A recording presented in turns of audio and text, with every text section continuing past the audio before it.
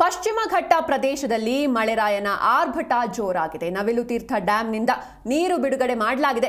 ಮಳೆಗೆ ಮೈದುಂಬಿ ಹರಿತಾ ಇದೆ ಮಲಪ್ರಭಾ ನದಿಗೆ ಇಳಿಯದಂತೆ ಜಿಲ್ಲಾಡಳಿತ ಸೂಚನೆಯನ್ನ ಕೂಡ ನೀಡಿದೆ. ಡ್ಯಾಂನಿಂದ 4,000 ಕ್ಯೂಸೆಕ್ ನೀರನ್ನು ಬಿಡುಗಡೆ ಮಾಡಲಾಗ್ತಾ ಇದೆ.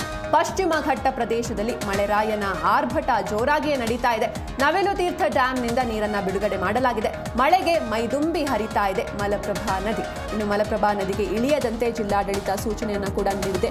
ಡ್ಯಾಂನಿಂದ 4,000 ಕ್ಯೂಸೆಕ್ ನೀರನ್ನ ಬಿಡುಗಡೆ ಮಾಡಲಾಗ್ತಾ ಇದೆ. ನಿರಂತರ ಮಳೆಗೆ ಒಳಹರಿವು ಹೆಚ್ಚಳವಾಗ್ತಾ ಇದೆ. ಈ ಹಿನ್ನೆಲೆಯಲ್ಲಿ ನವಿಲುತೀರ್ಥ ಜಲಾಶಯ ಭರ್ತಿಯಾಗಿದೆ. ನವಿಲುತೀರ್ಥ ಡ್ಯಾಂನಿಂದ 4,000 ಕ್ಯೂಸೆಕ್ ನೀರನ್ನು ಬಿಡುಗಡೆ ಮಾಡಲಾಗ್ತಾ ಇದೆ. ಬೆಳಗಾವಿ ಜಿಲ್ಲೆಯ ಸವದತ್ತಿ ತಾಲೂಕಿನ ಮುನವಳ್ಳಿ ಹೊರವಲಯದಲ್ಲಿರುವಂತಹ ಜಲಾಶಯ ಇದು.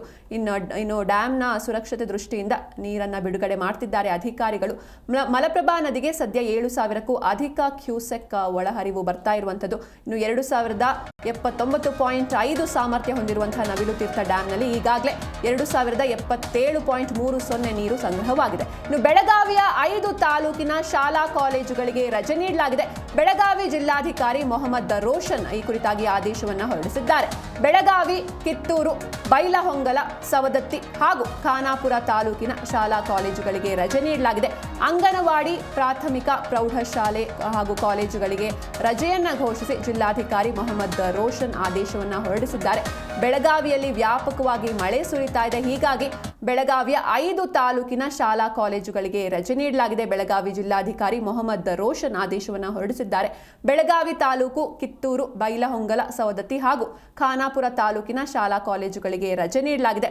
ಅಂಗನವಾಡಿ, ಪ್ರಾಥಮಿಕ, ಪ್ರೌಢಶಾಲೆ ಕಾಲೇಜುಗಳಿಗೆ ರಜೆಯನ್ನ ಘೋಷಿಸಿ ಜಿಲ್ಲಾಧಿಕಾರಿ ಮೊಹಮ್ಮದ್ ರೋಷನ್ ಆದೇಶವನ್ನು ಹೊರಡಿಸಿರುವಂಥದ್ದು. ಇನ್ನೊಂದು ಕಡೆ ಬೆಳಗಾವಿ ಜಿಲ್ಲೆಯ ಸವದತ್ತಿ ತಾಲೂಕಿನ ಮುನವಳ್ಳಿ ಹೊರವಲಯದಲ್ಲಿರುವಂತಹ ಜಲಾಶಯದಲ್ಲಿ ಈ ನೀರನ್ನ ನದಿಗೆ ಹರಿಬಿಡಲಾಗ್ತಾ ಇದೆ. ನವಿಲುತೀರ್ಥ ಡ್ಯಾಂನಿಂದ ನೀರು ಬಿಡುಗಡೆ ಮಾಡಲಾಗ್ತಾ ಇದೆ. ಹೀಗಾಗಿ ಮಳೆಗೆ ಮೈದುಂಬಿ ಹರಿತಾ ಇದೆ ಮಲಪ್ರಭಾ ನದಿಗೆ ಇಳಿಯದಂತೆ ಜಿಲ್ಲಾಡಳಿತ ಸೂಚನೆಯನ್ನ ಕೂಡ ನೀಡಿದೆ. ಡ್ಯಾಂನಿಂದ 4,000 ಕ್ಯೂಸೆಕ್ ನೀರನ್ನು ಬಿಡುಗಡೆ ಮಾಡಲಾಗ್ತಾ ಇದೆ.